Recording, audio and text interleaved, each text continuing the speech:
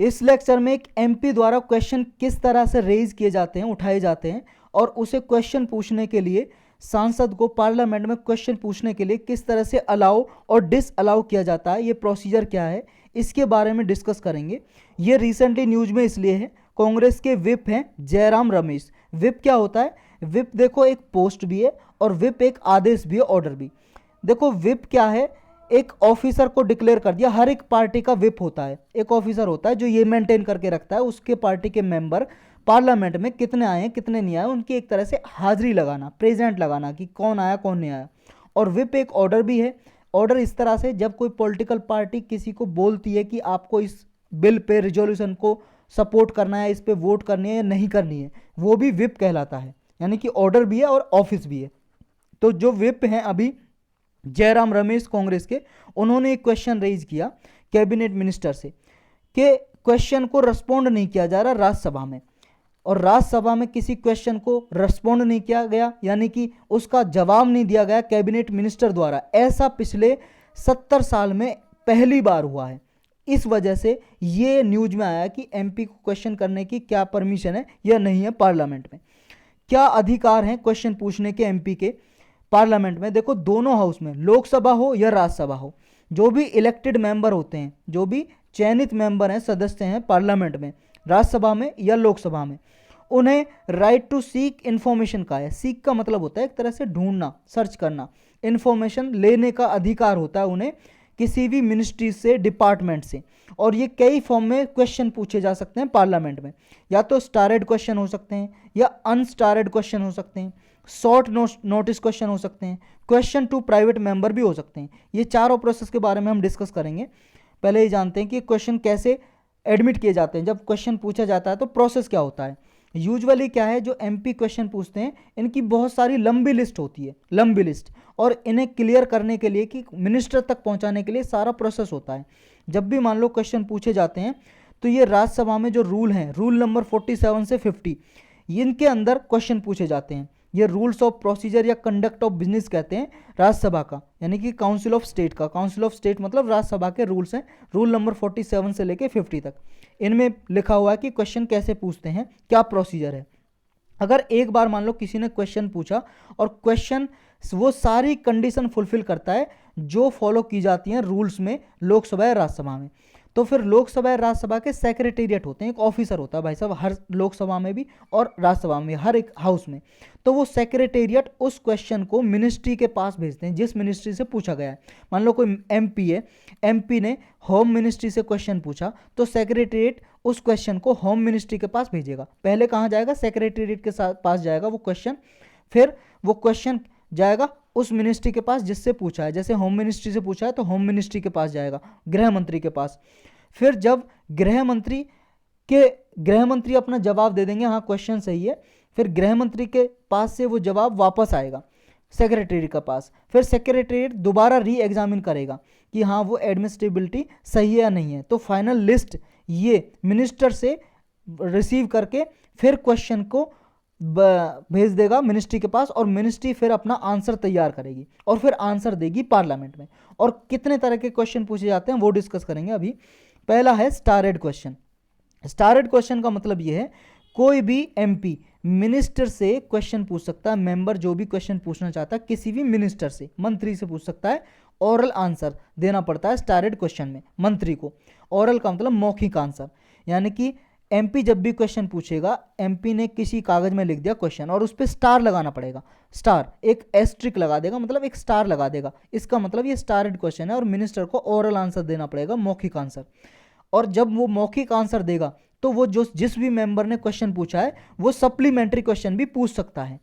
Supplementary question मतलब एक के बाद दूसरा क्वेश्चन भी वो उठा सकता है, पूछ सकता है स्टारेड क्वेश्चन में। दूसरा आता है अनस्टारेड क्वेश्चन। ये लिखित रूप में दे दिया, भेज दिया क्वेश्चन, मिनिस्ट्री के पास गया और उस मिनिस्ट्री को भी रिटर्न में ही आंसर देना पड़ता है, मौखिक नहीं देना पड़ता इसमें। इसलिए इसमें कोई सप्लीमेंट्री आंसर नहीं पूछा जाता है। कंसर्न मिनिस्ट्री अपना आंसर देके हाउस में रख देगी, टेबल में, और उस आदमी तक पहुंचा दिया जाएगा जिसने पूछा है कि लो भैया ये आंसर है।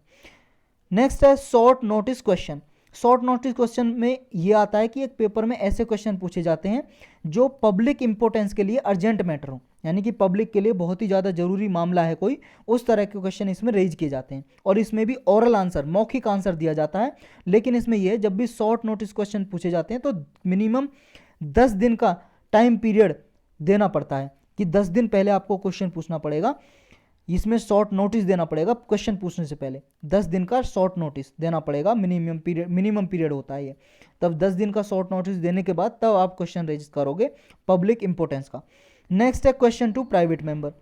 देखो प्राइवेट मेंबर बोलते हैं पार्लियामेंट में जितने भी मिनिस्टर हैं उनको छोड़ के, चाहे वो रूलिंग पार्टी का हो, जैसे बीजेपी के भाई साहब कुछ मिनिस्टर हैं, लेकिन सारे मिनिस्टर थोड़ी ना बीजेपी के एमएलए, तो उन सबको छोड़ के सारे जितने भी एमपी हैं वो प्राइवेट मेंबर हैं। और किसी दूसरी पार्टी के, अपोजिशन पार्टी के, वो सब भी क्या हैं, वो उनको भी प्राइवेट मेंबर ही बोलेंगे, जो मिनिस्टर नहीं है, मंत्री नहीं है। तो इनसे भी क्वेश्चन पूछा जा सकता है, प्राइवेट मेंबर से भी। ये रूल नंबर 40 में आता है लोकसभा के रूल की बात करें तो, और राज्यसभा की बात करें तो रूल नंबर 48 में आता है ये। इनमें क्वेश्चन रेज किया जा सकता है, अगर किसी प्राइवेट मेंबर ने कोई बिल पेश किया, उस बिल के रिगार्डिंग क्वेश्चन पूछा जा सकता है, या कोई ऐसा रिजोल्यूशन जो उस मेंबर से, जिस भी मेंबर से आप क्वेश्चन पूछ रहे हैं, जो भी एमपी क्वेश्चन पूछ रहा है प्राइवेट मेंबर से, उस मेंबर से रिलेटेड कोई मैटर है, वो उस मेंबर उस रिजोल्यूशन से मतलब रिलेटेड है, या उसके लिए क्वेश्चन के लिए रिस्पॉन्सिबल है, उत्तरदायित्व है, तो ऐसे क्वेश्चन पूछे जा सकते हैं प्राइवेट मेंबर से भी। तो ये रूल नंबर आप याद रख सकते हो। राज्यसभा में रूल नंबर 40, रूल नंबर 40 है लोकसभा में, और राज्यसभा में रूल नंबर 48। अब ये क्वेश्चन है जो, ये किस तरह के क्वेश्चन पूछे जाते हैं, किस तरह के पूछ सकते हैं। देखो राज्यसभा में ये है कि बहुत सारी नॉर्म है, नियम है। नॉर्म का मतलब होता है नियम, रूल्स, वैल्यूज, जो क्वेश्चन पूछने के।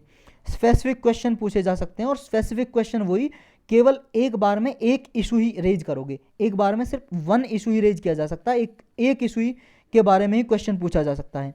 और इसमें क्या है, किसी का नाम नहीं होगा और ना ही कोई स्टेटमेंट होगी। लेकिन हाँ, अगर क्वेश्चन के लिए नाम स्टेटमेंट जरूरी है तो हो सकता है। Not strictly necessary to make question intelligible, मतलब स्टेटमेंट तब तक नहीं लिखी जा सकती जब तक क्वेश्चन इंटेलिजिबल ना बन जाए। मतलब क्वेश्चन हो ऐसा हो कि पता ही नहीं चल रहा है कि स्टेटमेंट के बिना कि क्वेश्चन पूछा भी गया नहीं पूछा गया, तब उस केस में स्टेटमेंट दी जा सकती है। और अगर क्वेश्चन में स्टेटमेंट है तो वो मेंबर खुद रिस्पॉन्सिबल होगा उसकी एक्यूरेसी के लिए, स्टेटमेंट की एक्यूरेसी के लिए, कि वो ऐसी स्टेटमेंट ना हो कि वो किसी के मानहानि करे, डिफेमेटरी हो, या आर्गुमेंट कोई बहस के लिए ना हो, कोई एफिथेट ना हो, कोई इन्फेरेंस ना हो। ऐसा ना हो किसी ने आप दूसरे क्वेश्चन से ही कुछ इन्फेरेंस निकाला है, या आयरोनिकल एक्सप्रेशन है, या इम्पुटेशन है।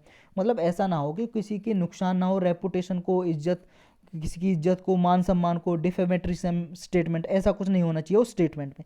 नेक्स्ट है कि लोकसभा में क्वेश्चन पूछा जाता है ऐसा कि वो बस रिपीट ना हो, कि ऐसा ना हो पहले क्वेश्चन पूछा जा सकता उसको रिपीट करके पूछ रहे हो, रिपीटेटिव क्वेश्चन नहीं पूछा जा सकता। और वो भी नहीं पूछा जा सकता जिसका आंसर पहले दिया जा चुका है। कोई क्वेश्चन पूछा किसी मेंबर ने और किसी मिनिस्टर ने आंसर दिया, तो दोबारा वो क्वेश्चन नहीं पूछा जा सकता लोकसभा में। और ऐसा क्वेश्चन भी नहीं पूछा जा सकता जो किसी कोर्ट के पास पेंडिंग पड़ा हुआ है, कोर्ट उस पर जजमेंट देने वाला है, तो उसके बारे में भी किसी एमपी, मतलब किसी मिनिस्टर से एमपी क्वेश्चन नहीं पूछ सकता है। और ऐसा भी क्वेश्चन नहीं पूछा जा सकता, कोई क्वेश्चन पहले पूछा और उसको क्वेश्चन को पार्लियामेंट्री कमेटी के पास भेज दिया गया, पार्लियामेंट्री कमेटी उस पर छानबीन कर रही है, स्क्रूटनी कर रही है, तो पार्लियामेंट्री कमेटी के सामने भी कोई क्वेश्चन पड़ा हुआ है, तो वो क्वेश्चन भी पार्लियामेंट के लोकसभा में यानी कि हाउस में नहीं पूछा जा सकता। नेक्स्ट ये नोट करके रखना, दोनों हाउस में क्या है, जब भी स्टिंग स्टार्ट होती है, जैसे लोकसभा राज्यसभा की स्टिंग, आज फ्राइडे, मान लो फ्राइडे की स्टिंग स्टार्ट हुई सुबह 11 बजे, तो पहला घंटा दोनों हाउस में, लोकसभा में भी राज्यसभा में, फर्स्ट आवर को क्वेश्चन आवर के नाम से जानते हैं। दोनों हाउस में, लोकसभा में भी राज्यसभा में, पहला घंटा जो काम का होता है सिटिंग का, उसे क्वेश्चन आवर बोलते हैं। तो यही था आज के लेक्चर में ये।